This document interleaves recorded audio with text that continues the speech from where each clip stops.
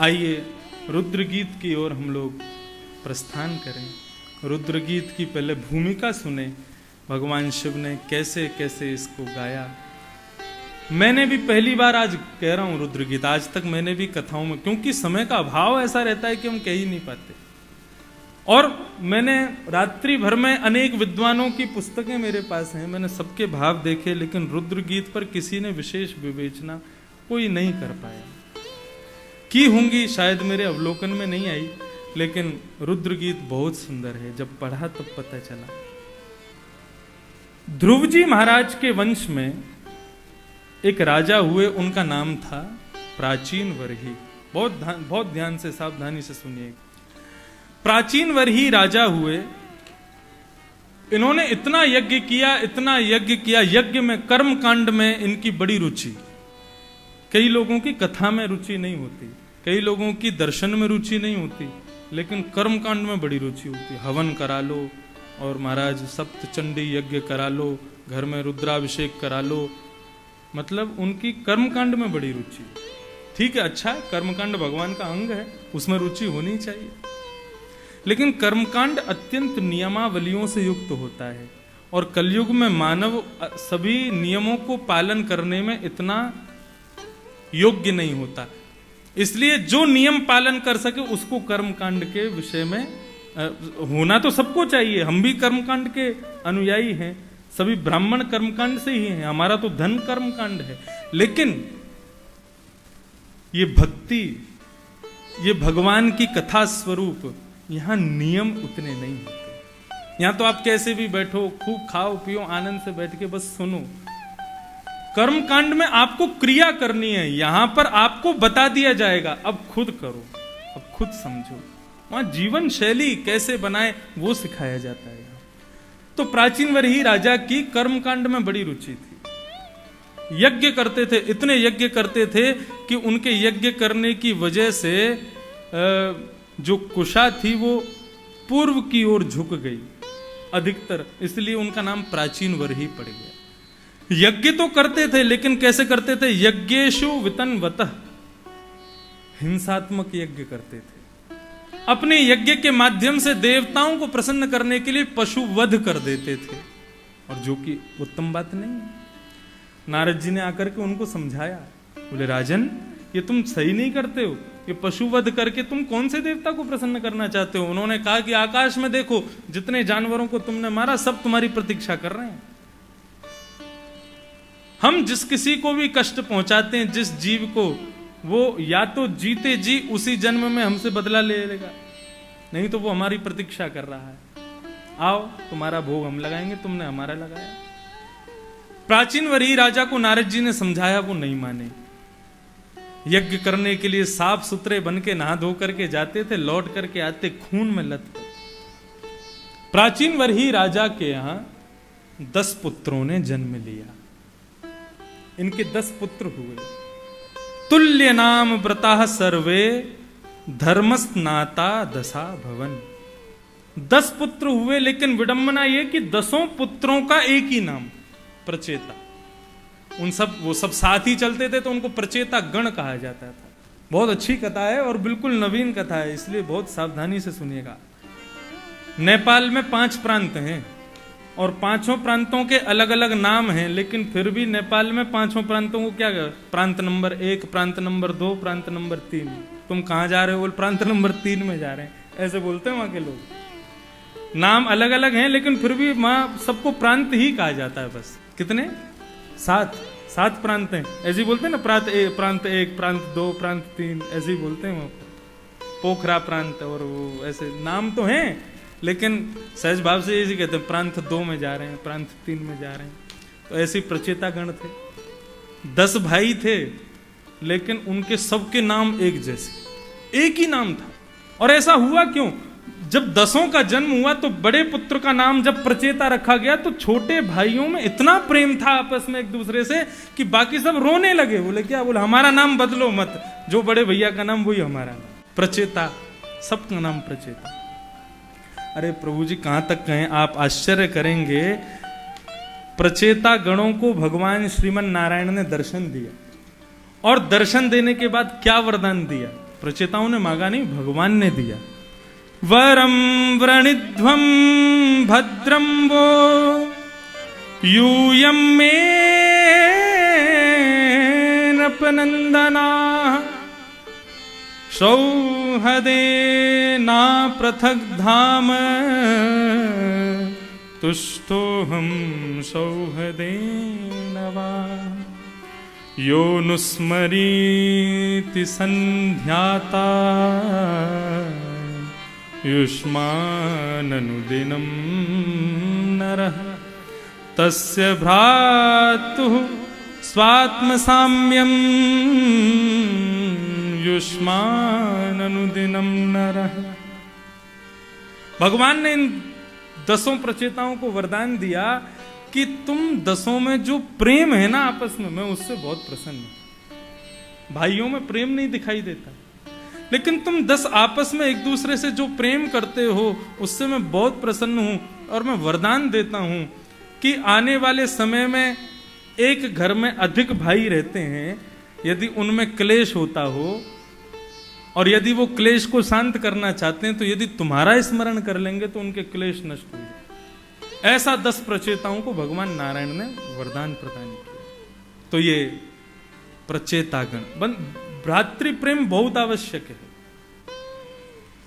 रावण मरकर के धरती पर गिर गया, प्रभु श्री राम खड़े हुए उसके सामने जाकर के, तो रावण हाथ जोड़ करके कहता है, मैं हर चीज में आपसे आगे हूं, बल में आपसे आगे, बहुत बलवान हूं, साम्राज्य में आपसे आगे। आप अयोध्या नगरी के राजा होंगे, मैं स्वर्ण की नगरी लंका का राजा हूं। आप क्षत्रिय कुल हैं, क्षत्रिय कुल भूषण हैं, मैं ब्राह्मण कुल भूषण हूं, मैं ब्राह्मण हूं। आप दशरथ नंदन हैं, मेरे दादाजी पुलस्त्य ऋषि हैं।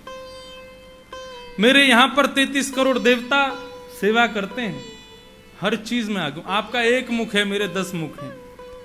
अब इसका भाव ये मत ले लेना, बताओ इंद्रेश जी रावण को राम जी से श्रेष्ठ बता रहे थे। लोग आधी बातों पे ही कुछ भी बोल देते हैं। फिर आप यदि बात करें वैकुंठ की, तो वैकुंठ में जय विजय और भगवान में भेद नहीं बता सकते आप, एक से दिखते हैं। जय विजय की भी 4 भुजाएं और भगवान की भी 4 भुजा। भगवान का केवल और केवल उनका जो पता कैसे चले कि भगवान है, तो कौस्तुभ मणि, यहां पर भृगु ऋषि के पाद चिन्ह और कस्तूरी की महक, ये 3 चीजों से आप बता सकते हैं कि ये भगवान है, बाकी सब उनके अनुचर है। रावण कहता मैं हर चीज में आपसे आगे, लेकिन फिर भी आज मेरी पराजय क्यों हुई? क्यों? क्योंकि मैंने अपने छोटे भाई को घर से निकाल दिया, उससे प्रेम नहीं किया। और आपकी विजय क्यों हुई? क्योंकि आपके तीनों भाई आपको भगवत स्वरूप मान के आपका भजन करते हैं। भरत, लक्ष्मण, शत्रुघ्न, एक भाई तो यहां सेवा में रत है और 2 भाई 14 वर्षों से अयोध्या में आपकी तपस्या सेवा कर रहे हैं। भ्रातृ प्रेम का बल आज आपके बानर बल से आप नहीं जीते, आप अपने बल से नहीं जीते, आप केवल अपने भ्रातृ प्रेम की वजह से आज जीत गए हो। और मैं भ्रातृ द्वेष की वजह से आज हार गया। ये बात कह करके रावण परधाम चला गया। तो भ्रातृ प्रेम बहुत जरूरी है, भाइयों में प्रेम होना चाहिए। तो ये प्रचेतागण 10 भाई, इन्होंने अपने पिताजी के यज्ञ, हिंसात्मक यज्ञ से ये भी दुखी हो गए और इन्होंने एक दिन पिताजी से कहा, पिताजी हमको कहना तो नहीं चाहिए, लेकिन आप जो हिंसात्मक यज्ञ करते हैं इसको मत कीजिए, बंद कर दीजिए। प्राचीन वरी राजा कहने लगे, अच्छा हमको ज्ञान देते हो, हमसे सीखे और हमको ही ज्ञान दे रहे हो, चलो चलो अपना काम करो, भजन में मन लगाओ। गुरु आज्ञा गरीयसी, पिता की आज्ञा का पालन करना चाहिए। और आज्ञा मान करके 10 प्रचेता वन में चले गए। बहुत सावधानी से सुनो, आसावरी। 10 प्रचेता वन में जा रहे थे। वन में भ्रमण करते करते जाने लगे, तभी समुद्र किनारे पहुंचे तो समुद्र किनारे उन्होंने एक सरोवर को देखा। सरोवर कैसा? सरोवर में नील कमल, दंत कमल, स्वर्ण कमल, चांदी के कमल, दुनिया में जितने कमल हैं सब कमलों से युक्त वो सरोवर, और इतना विशाल सरोवर कि मानो ऐसा लग रहा हो कि कोई समुद्र है क्या। अनुभव कीजिएगा उस परिस्थिति को। ये रुद्र गीत की भूमिका है। कमलों को देखकर के 10 प्रचेता रुक गए, देखने लगे, बोले ये क्या हो रहा है। इतने में ही क्या हुआ, डुमडुमियां बजने लगी, मृदंग बजने लगे, कांसे बजने लगे, सुंदर सितार वादन होने लगा, अप्सराएं नृत्य करने लगी, गाजे बाजे बजने लगे, आकाश मार्ग से पुष्प वर्षण होने लगा। प्रचेता बोले ये हो क्या रहा है। और तभी उस कमल सरोवर के मध्य से अपने अनुचरों को लेकर के भगवान शिव का प्रादुर्भाव होता है। बोलो देवादिदेव महादेव शंकर भगवान की जय। भगवान शिव का प्रादुर्भाव हुआ। श्रीमद् भागवत में यहां भगवान रुद्र प्रकट हो रहे हैं, शिव प्रकट हो रहे हैं, उनका जो स्वरूप का वर्णन किया गया है अद्भुत। रुद्राष्टाध्यायी में एक श्लोक है, वो श्लोक और भागवत का जो स्वरूप बताया वो दोनों समान है। कैसे लग रहे हैं कि ध्याये नित्यम महेशम रजत गिरनिभम चारु चंद्रावतम शम। सब लोग हाथ जोड़ के शंकर जी का ध्यान करो। आज सोमवती अमावस्या है और रुद्र गीत प्रारंभ हो रहा है। कैसे लग रहे हैं भगवान शिव कि ध्याये नित्यम महेशम रजत गिरिनिभम चारु चंद्रावतम शम रत्नाकल्पोज्ज्वलांगम पयशु मृगवरा भीतिहस्तं प्रसन्नं पद्मासीनं समन्ताः स्तुतममर्गणैः व्याधिकृत्यं वसानं विश्वाद्यं विश्ववन्द्यं निखिलभयहरं पंचवक्त्रं त्रिनेत्रम्।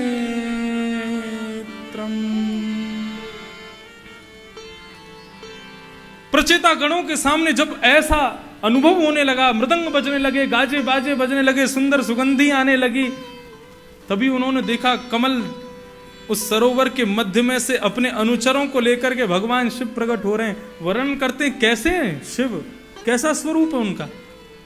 अनुभव कीजिएगा, अपने हृदय पटल पर उस छवि को स्थापित कीजिएगा। ध्याये नित्यम महेशम रजत गिरिनिभम। भगवान शिव का स्वरूप कैसा है। कई लोगों के बहुत संदेह दूर होंगे इस बात से। कई लोग ऐसा समझते हैं कि भगवान शिव का स्वरूप नील वर्ण का है। नहीं,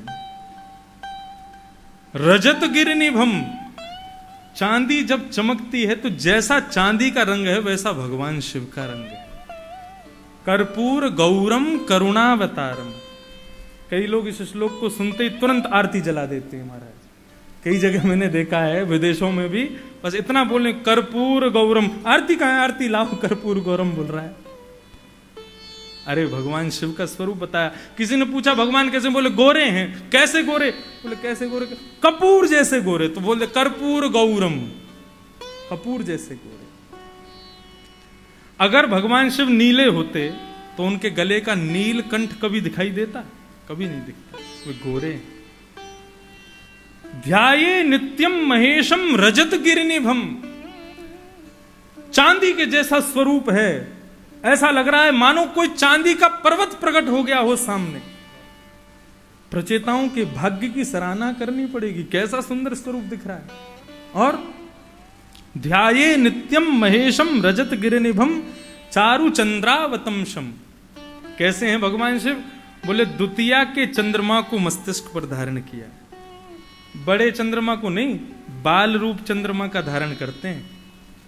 आज अमावस्या, कल प्रतिपदा, परसों एकम, फिर द्वितीया। द्वितीया कितना छोटा सा चंद्रमा, वो चंद्रमा शिव जी धारण करते हैं अपने ऊपर, बाल स्वरूप। चारु चंद्रावतंशम रत्ना कल्पोज्वलांगम। बोले अंग कैसे हैं भगवान शिव के, एक एक अंग छरेरा बदन है, मानो जैसे कोई वर्कआउट करके निकला हो, सिक्स पैक आदि दिख रहे हैं महाराज। खूब सुंदर छरेरा बदन है भगवान शिव का।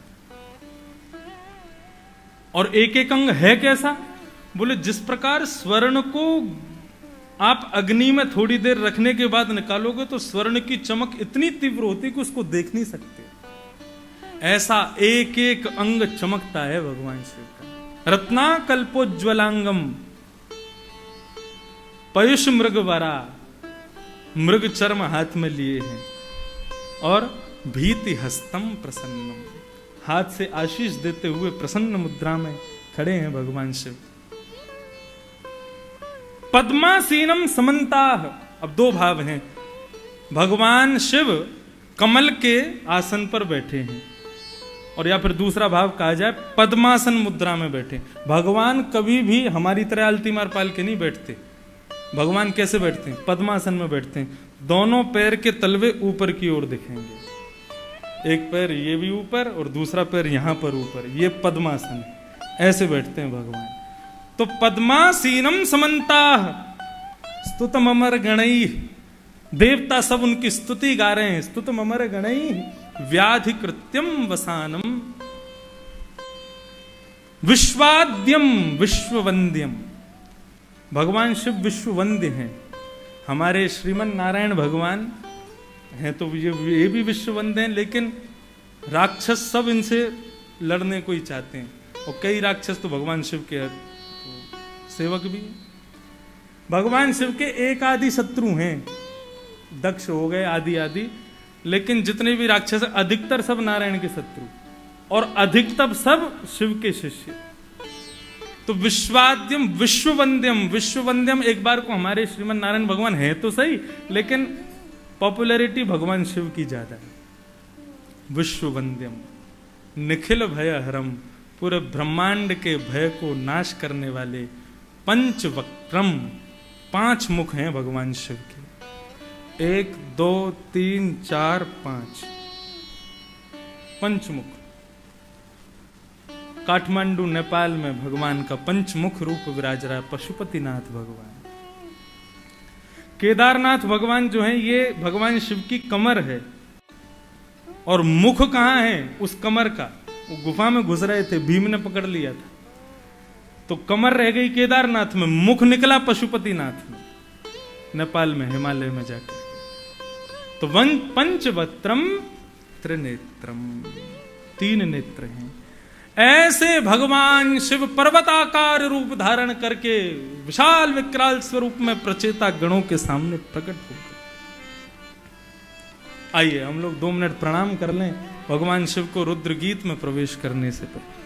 नमामि शमीशान निर्वाण रूपम, नमामि शमीशान निर्वाण रूपम, नमामि शमीशान निर्वाण रूपम, नमामि शमीशान निर्वाण रूपम, विभुं व्यापकं ब्रह्मवेदस्वरूपं,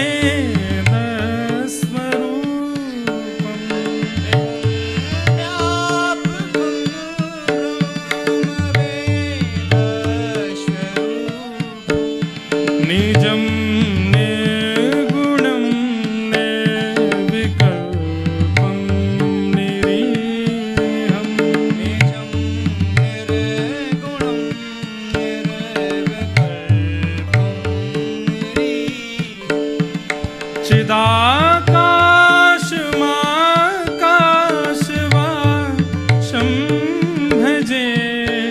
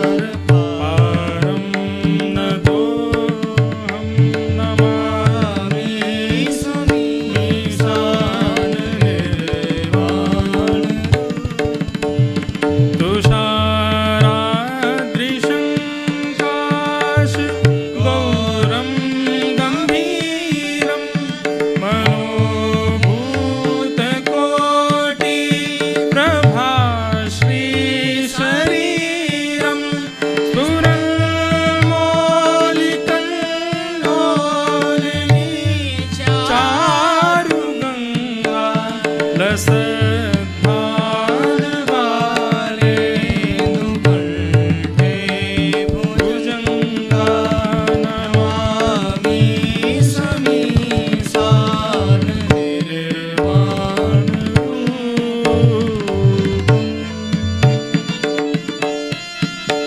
देवादिदेव महादेव शंकर भगवान की।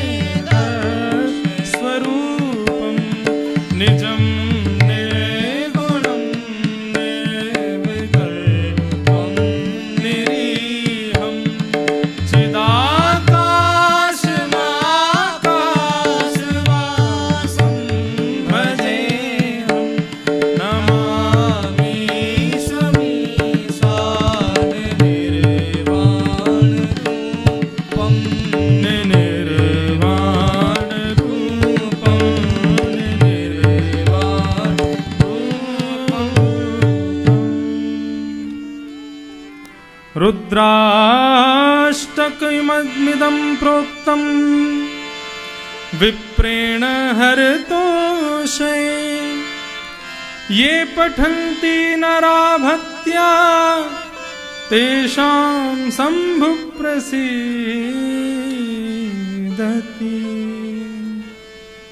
बोलो शंकर भगवान।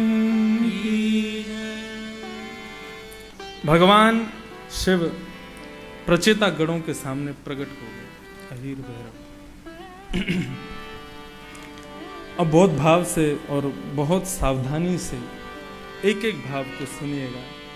मैं भी प्रथम बार ही रुद्र गीत कह रहा हूं और आप भी कई लोग शायद प्रथम बार ही सुन रहे हैं, इसलिए दोनों को ही सावधानी की बहुत जरूरत है, इसलिए बिल्कुल सावधानी से श्रवण करें। रुद्र भगवान कह रहे हैं कि यूयं वेदिषदः पुत्रा विदितं विश्चकीर्षितं। मैं तुम्हारे मन के भाव को जानता हूं प्रचेता हूं। तुम लोग वन में भगवत प्राप्ति के लिए जा रहे हो, भगवान को प्राप्त करने के लिए जा रहे हो। आज मैं तुम्हें एक बात बताऊं और ये बात सबको सुनने योग्य, जो भी श्रावण मास में खूब व्रत कर रहे हैं, भगवान शिव का खूब यजन करते हैं, खूब वंदन करते हैं, जरूर सुनिए। शिव कह रहे हैं कि भगवंतम वासुदेवम प्रपन्न सप्रियो ही में। क्या कह रहे हैं? यदि कोई मेरा भक्त है, मेरा बहुत यजन करता है, मेरा बहुत स्मरण करता है, लेकिन शंख चक्र गदा पद्मधारी चतुर्भुज रूप नारायण में उसकी निष्ठा नहीं है, तो मैं वो मेरा भक्त होते हुए भी उसकी मैं रक्षा नहीं करता। रावण की रक्षा की भगवान शिव ने। रावण ने क्या कसर छोड़ी भगवान शिव की सेवा में? रावण जब जब जाता तब तक एक नया स्तोत्र बना करके जाता और भगवान शिव को सुना देता, लेकिन रावण की रक्षा नहीं की। भगवान शिव कहते हैं भगवंतम वासुदेवम प्रपन्न सप्रियो ही में। जो भगवान का है ना, जो नारायण का है, वो मुझे ना भी भजे तो भी मैं उससे प्रेम करता हूं। कैसा प्रेम? सावन में यदि मुझे एक बिल्वपत्र भी ना चढ़ा पाए कोई बात नहीं, लेकिन मेरे ठाकुर का यजन करता है तो मुझे वो प्रिय है। मेरा यजन करने वाला मेरे पास आता है, लेकिन मेरे स्वामी का यजन करने वाले के पास मैं चला जाता हूं। हे प्रचेताओं, मैं तुमसे बहुत प्रसन्न हूं। तुम लोग वन में मेरे स्वामी का यजन करने के लिए जा रहे हो। अच्छा, आपको भगवान शिव की बातों में करुणा का दर्शन नहीं हो रहा? मैं रुद्र गीत जब पढ़ रहा था तो मेरे नेत्रों से आंसू झर रहे। क्यों? इसका उत्तर भगवान अगले श्लोक में देते हैं। बहुत सुंदर बात। स्वधर्मनिष्ठः सतजन्मभिप्पुमान् विरञ्चतामेति ततः परं हि माम् आव्याकृतं भागवतोऽथ वैष्णवम् पदं यथाहं विबुधा कलात्यये। जितने भी वैष्णव इस कथा को आज सुन रहे हैं, सबसे मेरी हाथ जोड़ के प्रार्थना, सब काम छोड़ करके इस बात को सुनो। यदि वास्तव में वैष्णव है तो नेत्र भर जाएंगे आप। भगवान शिव इतना प्रेम नारायण के प्रेमियों से, भगवान कृष्ण को चाहने वालों से उनका इतना प्रेम क्यों है? वो कहते हैं करुणा अवतार लोग मुझे कहते हैं, लेकिन मैं खुद को करुणावतार नहीं मानता। हे प्रचेताओं, यदि तुम्हें ब्रह्मलोक की प्राप्ति करनी है तो ब्रह्मलोक की प्राप्ति कैसे होती है? स्वधर्मनिष्ठ सतजन्म अभिपुमान। थोड़ा सा गंभीर बात है, सावधानी से सुनिएगा। भगवान शिव कहते हैं स्वधर्म निष्ठता को 100 जन्मों तक जो पालन करता है। स्वधर्म निष्ठता किसे कहते हैं? आप वैश्य हैं, मैं ब्राह्मण हूं, आप क्षत्रिय हो। अपने स्वधर्म में एक जन्म नहीं, 1 2 3 ऐसे 100 जन्म में 100 जन्म तक अपने स्वधर्म निष्ठता का जो पालन करता है, 100 जन्म तक करने के बाद उसको ब्रह्मलोक की प्राप्ति होती है। बात को सुनिएगा, समझिएगा। जो अपने स्वधर्म निष्ठता का 100 जन्मों तक पालन करता है, उसको 100 जन्म बाद ब्रह्मलोक मिलता है। और मुझे करुणावतार कहते हो आप? 100 जन्म के बाद ब्रह्मलोक मिलते हैं, और वही स्वधर्म निष्ठता 1000 जन्म जब करते हो ना, तब मेरी प्राप्ति होती है, तब ये शिव मिलता है। लेकिन प्रचेताओं, सोचो, ब्रह्मा की प्राप्ति इतनी कठिन, शिव की प्राप्ति इतनी कठिन, तो विष्णु की प्राप्ति कितनी कठिन होगी? कितनी कठिन है? तब कह रहे हैं अव्याकृतं भागवतोऽथ वैष्णवं पदं यथाहं विबुधा कलात्यये। ब्रह्मा की प्राप्ति 100 जन्म के बाद, शिव की प्राप्ति 1000 जन्म के बाद, और विष्णु की प्राप्ति 1 जन्म में केवल भजन गा लो, 1 जन्म में केवल वैष्णवता का पालन कर लो, 1 जन्म में विष्णु मिल जाए। कितनी कृपा निधान है। करुणावतार तो वे हैं। यहां पर भगवान शिव कह रहे हैं मुझे भगवान के भक्त प्रिय नहीं है, मुझे भगवान के प्रपन्न भक्त प्रिय।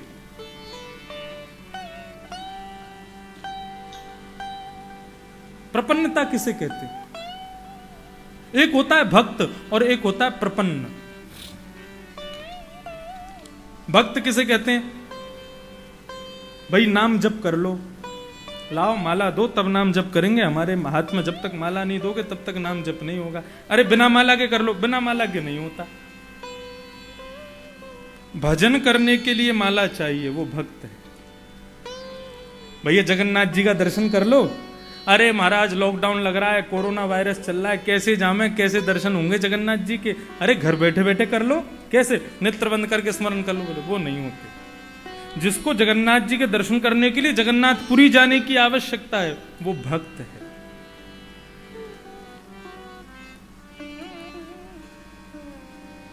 ये भक्त है। और प्रपन्न कौन है? बोले भैया बिहारी जी के दर्शन कर लो।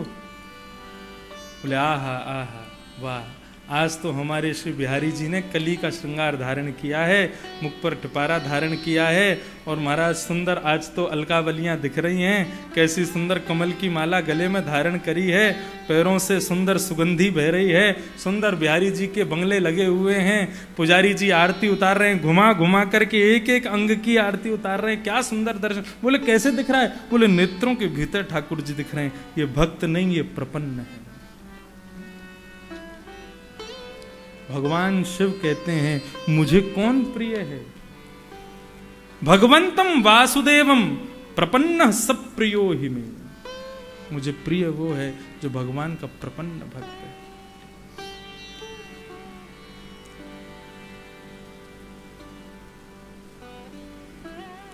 भगवान शिव कहते हैं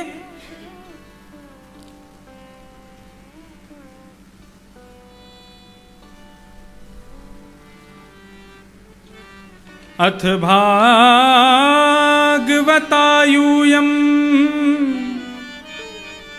प्रियास्थ भगवान यथा न भगवद्वतानां च प्रेया नान्योस्ति करहिचित्। मुझको जितने भगवान प्यारे हैं ना, उनसे ज्यादा भगवान के वैष्णव प्यारे हैं। प्रचेतागण, क्योंकि तुम लोग, हो सकता है तुम लोग ये सोच रहे हो कि मैं क्यों आ गया हूं। आपको एक बात बता दें,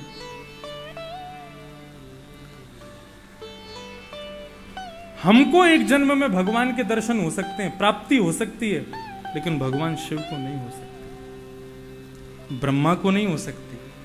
बहुत सावधानी से सुनिएगा इस बात को। मुझे और आपको इस जन्म में भगवत प्राप्ति हो जाएगी, भगवान शिव को दर्शन हो जाएंगे, लेकिन प्राप्ति नहीं होगी।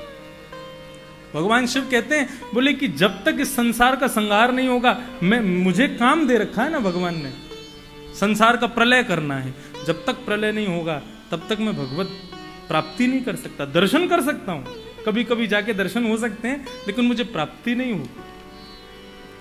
ब्रह्मा को भगवत प्राप्ति तब तक नहीं होगी जब तक सृष्टि का सृजन अच्छे से ना हो जाए, पालन अच्छे से ना हो जाए। इंद्र को भगवत प्राप्ति तब तक नहीं होगा जब तक वो अपने पद पर बैठा है, तब तक उसको भगवत प्राप्ति नहीं हो सकती। लेकिन धन्य है आप वैष्णव प्रपन्न जन, आपको एक बार भगवत स्मरण करते ही उनकी प्राप्ति हो जाती है। आप धन्य हैं, मैं आपको प्रणाम करता हूं। प्रचेता गणों को कह रहे हैं, मुझे मेरे ईश्वर से ज्यादा उनसे प्रेम करने वाले मुझे प्रिय है। गुरुदेव के चरणों में प्रेम है, गुरुदेव से प्रेम है, लेकिन उससे ज्यादा प्रेम गुरुदेव से और कौन प्रेम करता, उससे मुझे ज्यादा प्रेम। एक कथा सुनाऊं मैं, अब इस कथा को पालन मत कीजिएगा, केवल सुनिएगा। एक गुरुजी थे, आश्रम में रहते थे, उनके बहुत सारे शिष्य उनके संग रहते थे।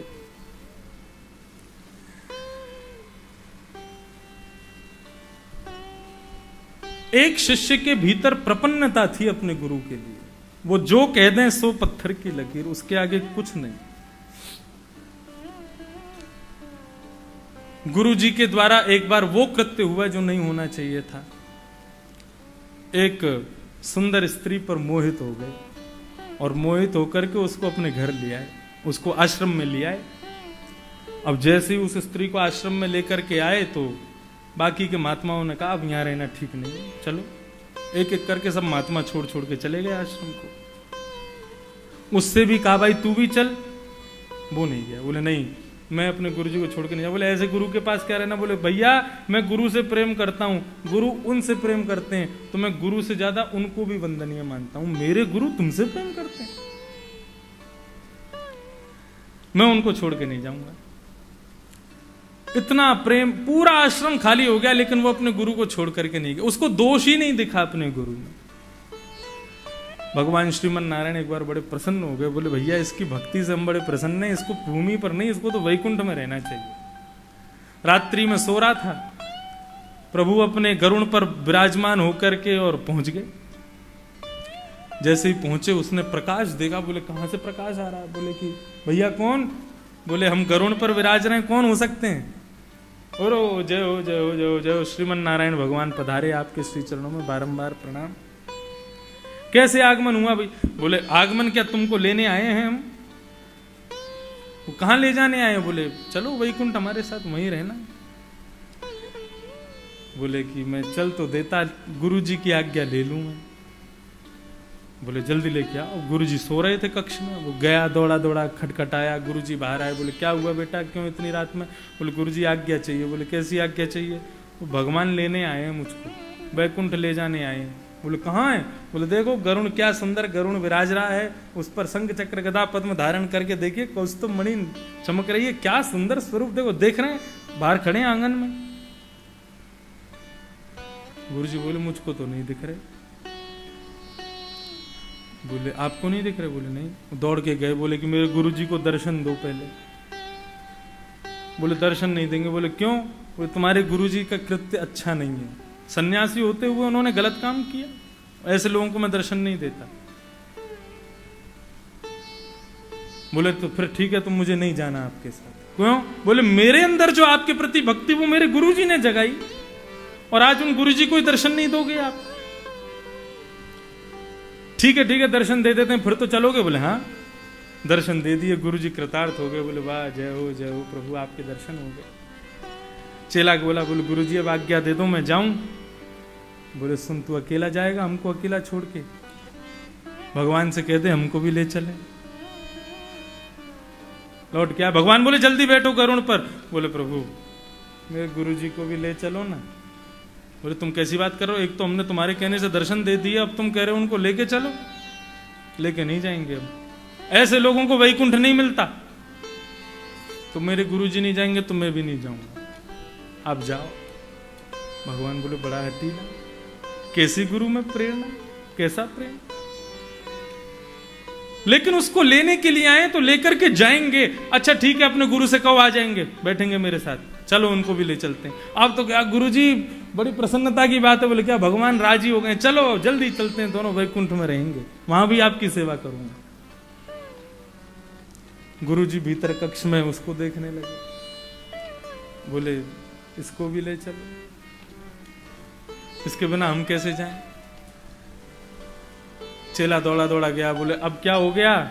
भगवान बोले कि हमारे गुरुजी की जो जिनसे वो प्रेम करते हैं वो भी चलेंगे। वो लोग कैसी बात करते हो तुम? उसने पूरे आश्रम को बर्बाद कर दिया, सारे सन्यासियों को यहां से भगा दिया, एक के आने से वजह से इतना सब कुछ यहां बिगड़ गया। तुम कह रहे हो उसको वैकुंठ ले जाएं हम? कितने सन्यासी बेचारे आश्रम से बाहर कहां रह रहे हैं उसकी वजह से। तो बोले वो नहीं जाएंगे तो गुरुजी नहीं जाएंगे, गुरुजी नहीं जाएंगे तो मैं भी नहीं जाऊंगा। अंत तो गत्वा क्या हुआ? एक गुरु के चरणों में प्रीति होने के कारण, प्रपन्नता होने के कारण उस शिष्य की वजह से गुरुजी भी गए और वे भी वैकुंठ पर। तो शिव कहते हैं, अब ये सुनने या बस सुनी लीजिए, इस बात को करना नहीं है ऐसा। लेकिन भगवान शिव कहते हैं ऐसे प्रपन्न भक्त मुझे अति प्रिय है, तो भगवान से प्रपन्नता से प्रेम करते हैं। यादो हने बहनने मथनो पले पर प्रेम खें खनार भरुदितो क्षण मार्जना दो। गोपियां मुझे अत्यंत प्रिय हैं, इसीलिए वे गोपी हैं, मैं गोपेश्वर हूं। बंधुओं, ये रुद्र गीत गाकर के भगवान शिव ने, मुझे तो ऐसा लगता है गोपियों के गुरु स्थान पर भगवान शिव बैठ गए।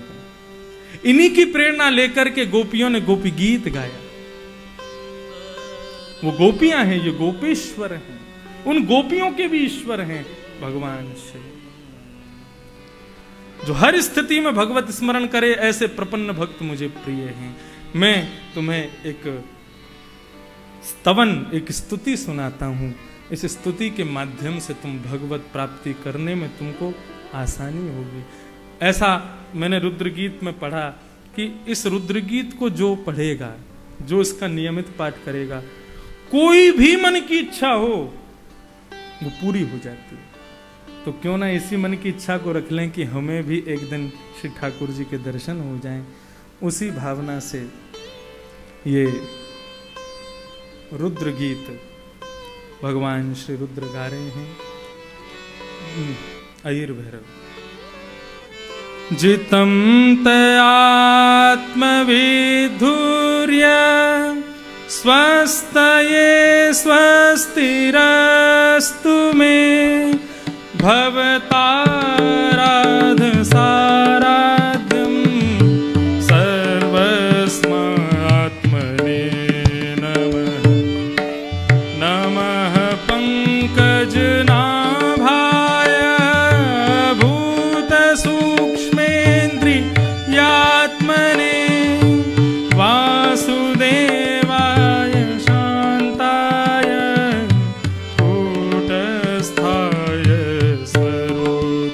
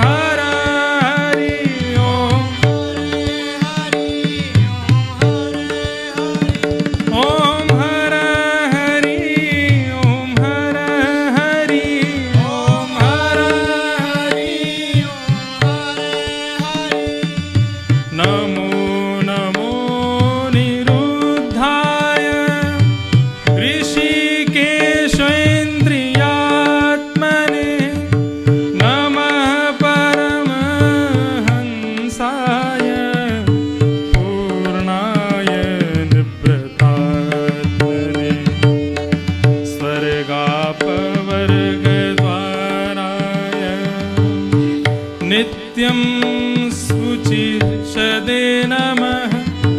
नमो हिरण्यवीर्याय चातुहोत्राय तन्वते। ॐ हर हरि ॐ हर हरि ॐ हर हरि ॐ हर हरि ॐ हर हरि ॐ हर हरि ॐ हर हरि ॐ हर हरि ॐ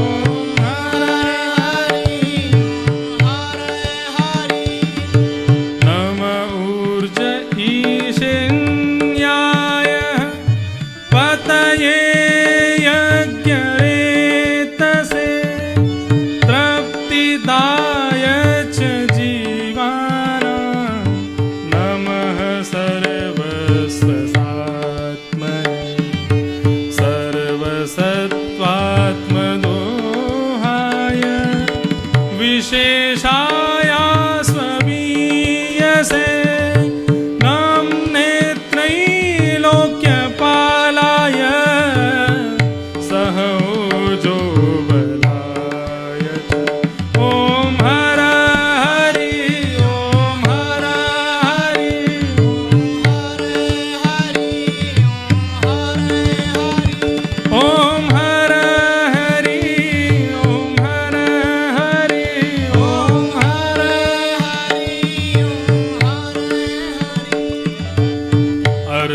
अर्थलिङ्गाय नभसे। नमोऽन्तर्बहिरात्मने।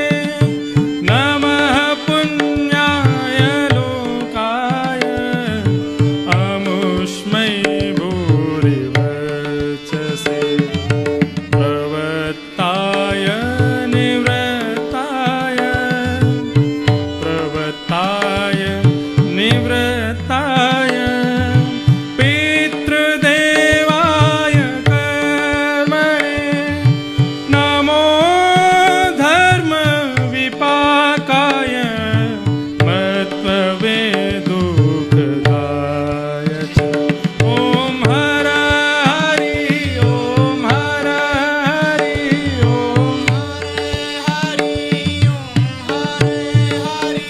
ॐ हर हरि ॐ हर हरि ॐ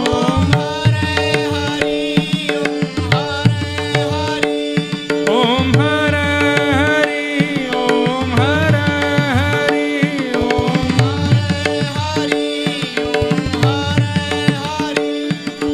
नमस्त आशेषामीश मनवे कारणात्मने।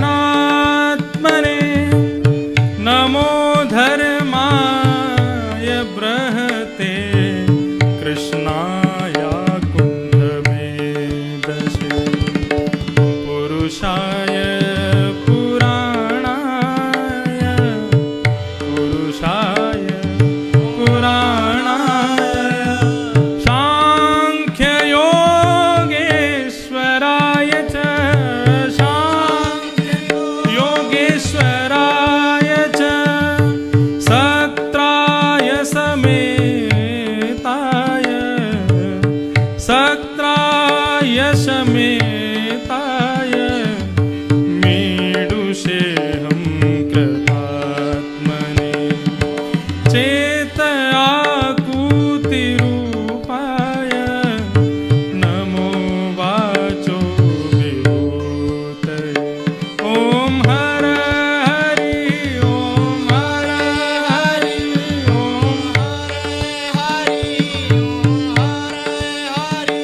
ॐ हर हरि